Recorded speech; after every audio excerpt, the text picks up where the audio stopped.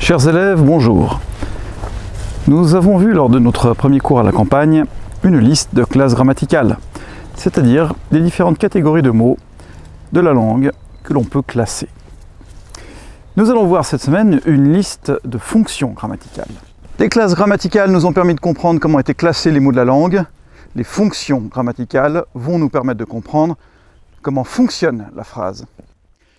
Les mots de la langue française, les groupes de mots de la langue française sont agencés dans la phrase selon leur fonction. En fonction de leur place dans la phrase, chacun de ces mots, chacune de ces classes grammaticales, aura une fonction différente. Prenons l'exemple tout bête de la souris mange le fromage et le fromage mange la souris. Nous avons utilisé les mêmes mots, mais nous voyons que, en fonction de l'ordre dans lequel on les place, le sens de la phrase est différent. Le sens de la phrase dépend de la place des mots. Chaque mot ou groupe de mots est placé dans la phrase selon sa fonction grammaticale. Pour former une phrase, les fonctions s'organisent autour du verbe.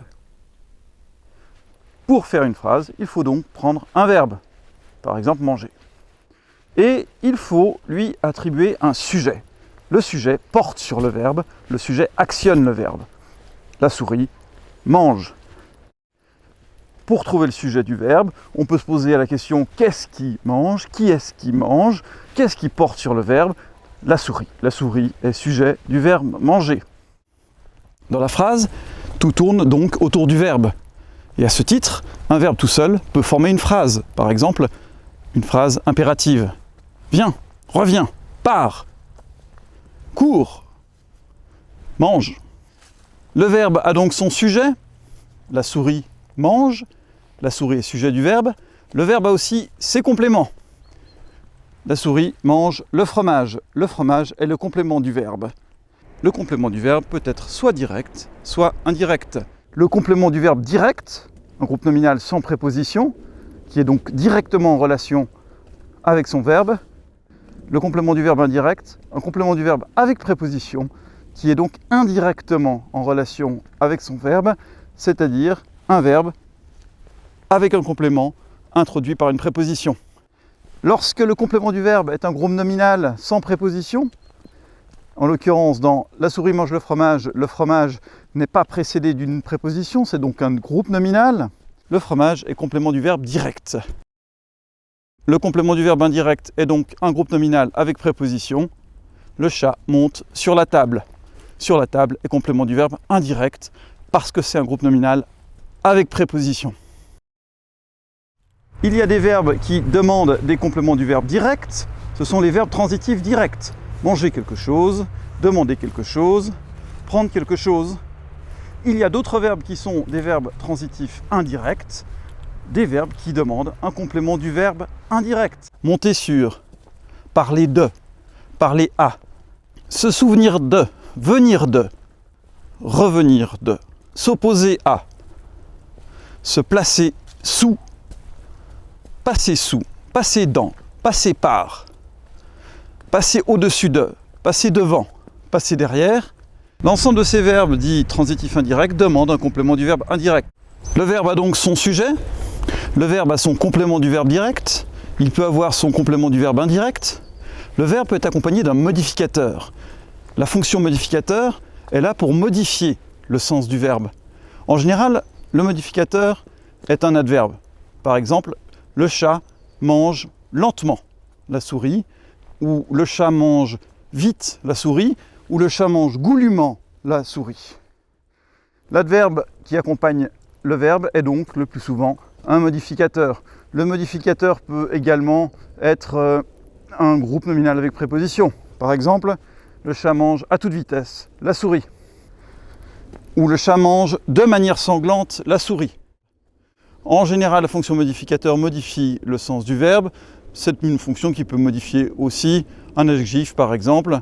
Le chat est beau, il est très beau, il est magnifiquement beau, il est extraordinairement beau.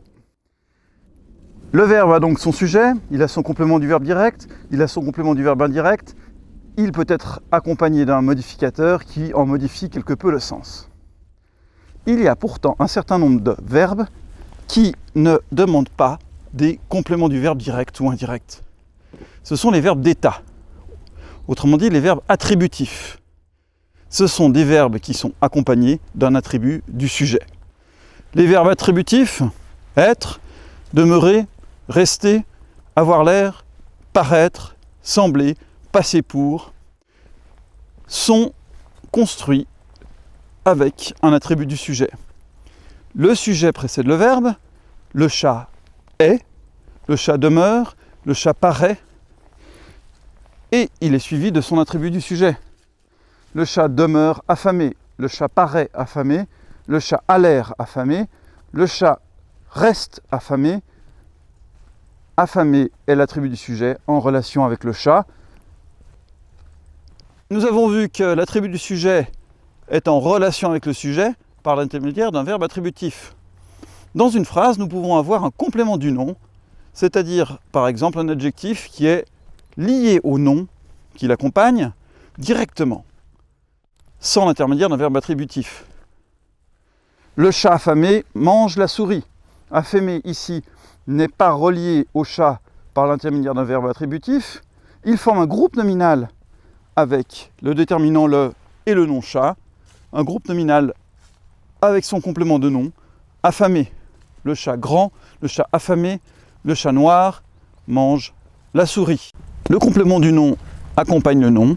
Il peut être de différentes natures, il peut être un adjectif ou une subordonnée relative. Par exemple, le chat affamé rêve d'une souris. Affamé est complément du nom le chat. On pourrait écrire le chat qui dort rêve d'une souris. Qui dort est complément du chat. Une fois que nous avons construit la phrase, nous pourrons lui ajouter un complément, ce qu'on appelle un complément de phrase. Le complément de phrase complète l'ensemble de la phrase et non pas juste une partie de la phrase.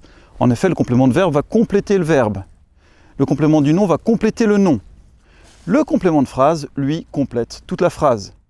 Dans l'exemple « Le chat qui dort rêve d'une souris », nous pouvons rajouter un complément à cette phrase, par exemple « tous les matins » ou bien « durant la nuit ».